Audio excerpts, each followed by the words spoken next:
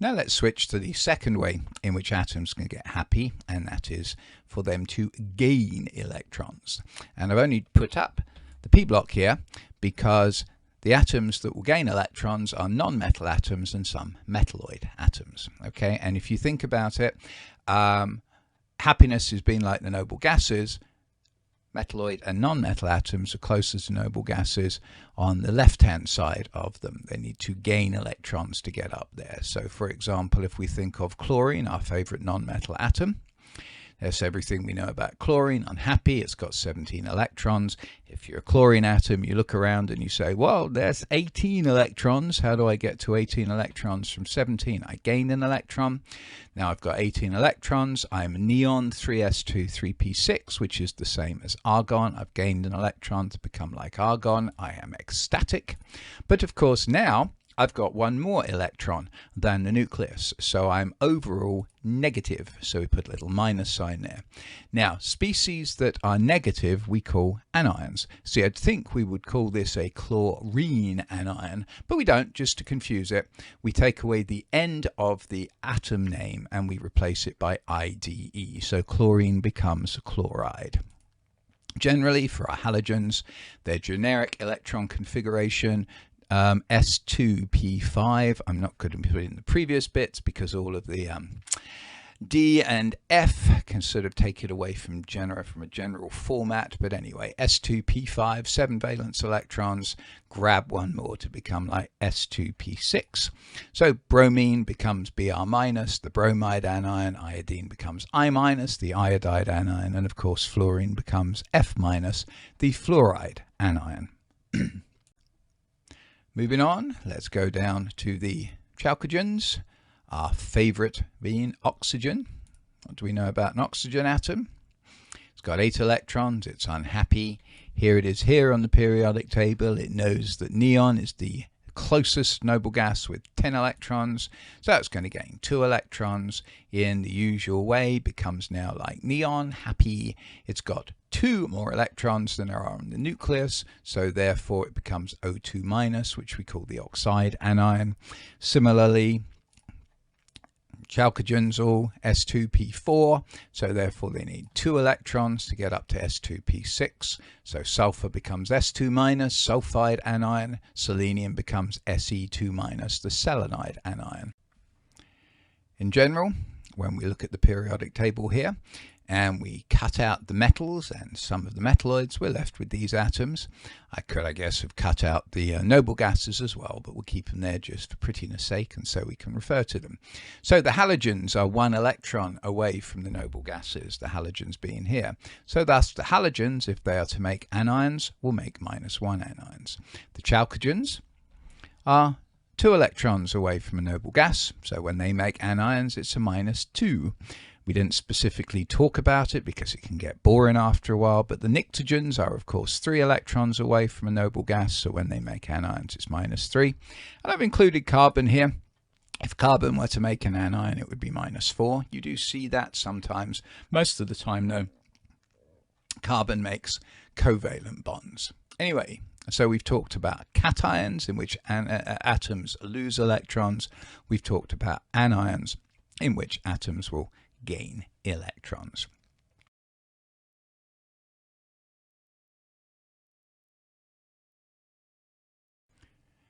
To finish up our focus on individual ions, it's worth a quick discussion about factors that affect the size of ions. We talked back in periodic properties about atomic size, and we saw that the 2 huge factors were the electron configuration and the nuclear charge. And we can apply those concepts that we used there to talking about how the size of ions can vary. One cast iron rule is that cations are smaller than their atoms. Okay, well the big point there is you've got fewer electrons for the same nuclear attraction. So when you're dealing with transition metal cations, of course, as you start losing electrons in those really varied possibility, every electron you lose allows the nucleus to hold on more strongly to the remaining electrons, so therefore it's going to shrink in the size, as we talked about the higher nuclear charge with the atoms as you go across a period pulls in that shell. Okay, exactly the same idea for the cations. You start losing electrons, the cation, the nucleus is going to hold on more tightly to the electrons that are left. Thus, cations get smaller and smaller and smaller as they get more and more and more positive. Now, with the main group, if you've lost all of the electrons down to the noble gas configuration, you're down even to a smaller shell. So, for example, sodium atom, the size is determined by the electron in the third shell. The sodium cation, the size is determined by the electrons in the second shell, and the second shell is considerably smaller, of course, than the third shell. Same idea for anions. Anions are always bigger than the atoms from which they come because there are more electrons for the same nuclear attraction, so therefore the nucleus cannot hold the electrons as tightly, so they expand out a little bit. So sulfur goes from 3s2, 3p4, 16 protons, 16 electrons. Sulfide, S2-, got 2 more electrons, 16 protons, 18 electrons. Sulfide is bigger than sulfur. Now, an interesting little phenomenon that does not occur with the atoms, because with atoms you change the number of protons, you change the number of electrons, but you can with ions have so-called isoelectronic series. That's more than one ion with the same number of electrons. Okay, what you find there is the size increases as the ions become less positive or more negative. So, for example, a nice isoelectronic series is this one: calcium 2+, potassium plus, argon, chloride, and sulfide. All of these have 18 electrons. Okay, calcium starts with 20, loses 2 to 18. Potassium starts with 19, loses 1 to 18. Argon's got 18 anyway. Chlorine, to become chloride, gains an electron, so it goes from 17 to 18. Sulfur to sulfide, 16 to 18. They all have the same number of electrons. They are isoelectronic. But in calcium 2+, you have 20 electrons sucking those, 20 protons sucking those 18 electrons in. In potassium, you only got 19 protons sucking those 18 electrons in. So calcium 2+ is smaller than potassium plus, and so on. Okay, as the ions become less positive, they get bigger. As the ions become more negative, they get bigger, because same number of electrons, but as you go in this series here, fewer protons to suck them in. So now you're world experts on individual ions, almost. But if you think about it, those ions need help to get happy. For example, let's think about sodium and chlorine. We know what a sodium atom does to get happy. It loses an electron. But the trouble is, it can't just say to that electron, get lost, because when the sodium atom loses the electron, now the sodium is positive, the electron is negative, positives and negatives attract, so the electron will go right back to it, unless there is another atom around. For example, think about a chlorine atom. A chlorine atom is unhappy. What does a chlorine atom want? It wants an electron. So should a sodium atom meet a chlorine atom, the sodium atom can transfer that nasty electron to the chlorine atom, making chloride. So now you have a happy sodium plus, you have a happy chloride, because the sodium lost its electron, giving it to the chloride. But now you've got a plus and a minus. What do pluses and minuses do? They attract each other. And so you make so-called NaCl, an ionic, because it's made up of ions, compound, because it's got more than one type of atom in it. Ionic compounds are made up from cations and anions, in which the cations has lost the electrons, the anion has gained those electrons, and then the positive and the negative stick together, making a so-called ionic bond.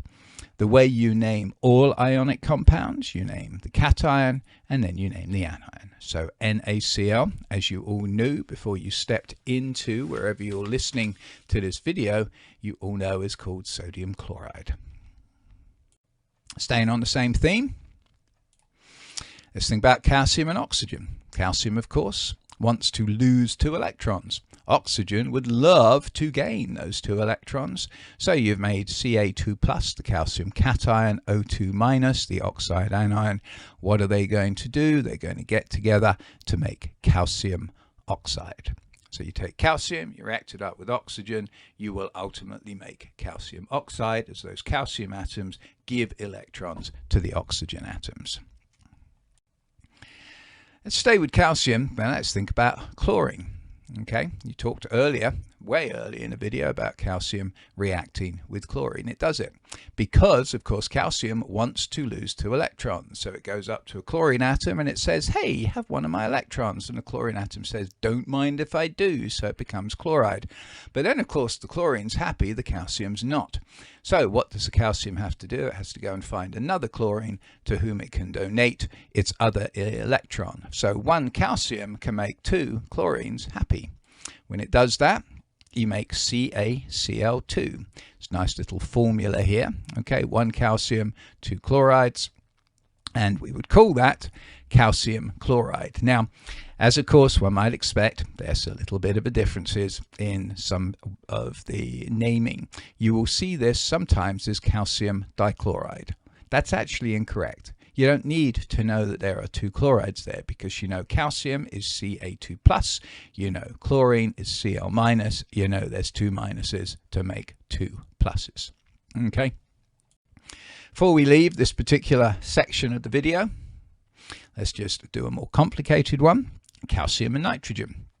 Calcium would love to be Ca2+, giving away 2 electrons. Nitrogen is quite happy to have some of those electrons. So a nitrogen atom bumping into a calcium atom will grab those 2 electrons. But now the calcium is happy. Nitrogen, on the other hand, if you go to the periodic table, is a pnictogen. It's 3 electrons away from being happy, so it needs a 3rd electron. So it has to go grab itself another calcium atom with 2 electrons. That calcium atom gives the nitrogen 1 of its electrons, making N3- nitride. But now the nitrogen's happy, but this poor old second calcium's left hanging with another electron. So what has to happen is another nitrogen has to come along to grab that electron. But now the 2 calciums are happy, the first nitrogen's happy, the second nitrogen needs 2 more electrons, so it runs out, finds itself another calcium, which will give it those desired 2 electrons. Okay, so calcium and nitrogen together make Ca3N2 calcium nitride. Way to predict that formula is not to worry about the silly little talking through I just did, but just to look at the charges on the ions. 2+ here, 3- here. Lowest common factor of 3- and 2+ would be the 6 electrons that you've had transferred, or just a fancier way to do it. 2+ from the calcium goes down to the nitrogen, so you need 2 nitrogens. The 3- from the nitrogen goes down, so you need 3 calciums. So you can kind of cross over the charge in order to get the appropriate number of atoms. But do notice you always want to do it as the lowest possible form. Okay, so you wouldn't want to do Ca6N4, you do Ca3N2. Up till now, we've been dealing with monatomic ions. We've said metal atom loses electrons, non-metal or metalloid atom gain electrons. But there's an awful lot of ionic compounds that are made up of so-called polyatomic ions. These are simply groups in which you have more than one atom that are clustered together, come together, as we'll see later on, using covalent bonds, sharing electrons, but then that group of atoms has either lost electrons to make cation or gained 1 or more electrons to make anions. Now, unfortunately, unlike the main groups and to a lesser extent the transition metals, there's not really any great way to predict these. Most of the time, you just have to memorize them. But we can use a few little guidelines to help with that. First thing is to know some root names, right? Borate is BO33-, carbonate CO32-, chlorate ClO3-. Notice this 8 as their root name, okay? An awful lot. Most ions are going to come from these root names, okay? The 8 tells you it's a root name. It also tells you it is an oxygen-containing anion. Now, the first thing we can do is we can use this template provided by these root names to generate names for oxyanions with atoms in the same group. So for example, carbonate, CO3 2-. Silicon is in the same group as carbon. So silicate is the fundamental oxyanion from silicon, and it is also with 3 oxygens and a 2-. Arsenic is right with phosphorus as a pnictogen. So phosphate, PO4 3-, arsenate, AsO4 3-, 4 oxygens, 3- charge. Sulfate and selenate, chlorate, bromate, and iodate. Okay, so that's one thing, is if you know the root name for the anion in a particular group, you can generate most of the other expected anions from that group. There are some exceptions, as you will see shortly. Now, if there's same atom but different number of oxygens, then there's a little naming scheme for that. If you've got 1 more oxygen, the 8, it's perate. 1 less than the 8, it's ite. 2 less than the 8, it's hypo as a prefix, and ite as the replacement suffix. That's awfully confusing. Let's illustrate it with chlorate. Okay, chlorate, ClO3-. If we put 1 more oxygen to make ClO4-, then that makes perchlorate. You see, we put that little per as a prefix because there's 1 more oxygen than the 8. Start off with 3 for chlorate, and now let's take 1 away, so we'll have ClO2-, and there we replace the 8 by an ite. So chlorite is ClO2-. The ite tells you it's got 1 less oxygen than the root chlorate. So bromite would be BrO2-, and so on. And then if you can take 2 away, which is the most you can actually do from the root, then you will have hypo as a prefix, ite as the suffix. So hypochlorite, 2 oxygens, that's what the hypo and the ite tell you, less than the root chlorate, so it's ClO-. Another pair you'll see often, sulfate, SO4 2-, sulfite, SO3 2-, but you can also have phosphate going to phosphite, and so on. Sometimes you'll see oxyanions that contain hydrogen. And the way you name these is you just add hydrogen first, or the old-fashioned way to use bi. So for example, carbonate is CO3 2-. So hydrogen carbonate is HCO3-, or the more familiar one for you, HCO3- you would call bicarbonate. The bi meaning you got a hydrogen there. Phosphate has some fun ones that you'll see a lot. Phosphate, PO4 3-. You can see it with 1 hydrogen, so hydrogen phosphate. And notice, by the way, that whenever you add a hydrogen, it goes on as H+ effectively, so you're reducing the charge by 1. And then phosphate, you'll also see with 2 hydrogens, which makes it dihydrogen phosphate. And now you've gone from 3-, 2- with 1 hydrogen, minus with another hydrogen. Now, I'd kind of protect you from the reality by giving you these nice little rules, but you got to memorize those roots plus the rules, and then there are a whole bunch you just got to memorize. Ammonium, NH4+, azide, N3-, cyanide, Cn-, dichromate, Cr2O7 2-, hydroxide, OH-, oxalate, C2O4 2-, permanganate, a great one, MnO4-, peroxide, 2 oxygens put together with a total charge of 2-, superoxide, we'll talk about peroxide and superoxide a bit later on when we get into molecular orbitals, but superoxide, O2-, thio, when you see it, means sulfur, so thiocyanate is you take a cyanide and add an S to it. Thiosulfate, you take sulfate and you replace one of the oxygens by an S, and then triiodide, a nice cute little one with 3 iodine atoms. Naming, when you've got polyatomic ions, exactly the same rule. You name the cation, then you name the anion. When you need it for the formulas, because now you've got atoms stuck together to make an ion, you put the polyatomic in brackets. So for example, calcium nitrate, calcium is Ca2+, nitrate is NO3-, where we've got to have 2 of the minuses for a 2+, so we put the nitrate in brackets. Aluminium carbonate, Al3+, carbonate is CO3 2-, so we need 2 of the aluminums, 3 of the carbonates, we have to put the carbonate in brackets. Just got to learn these, sorry about that.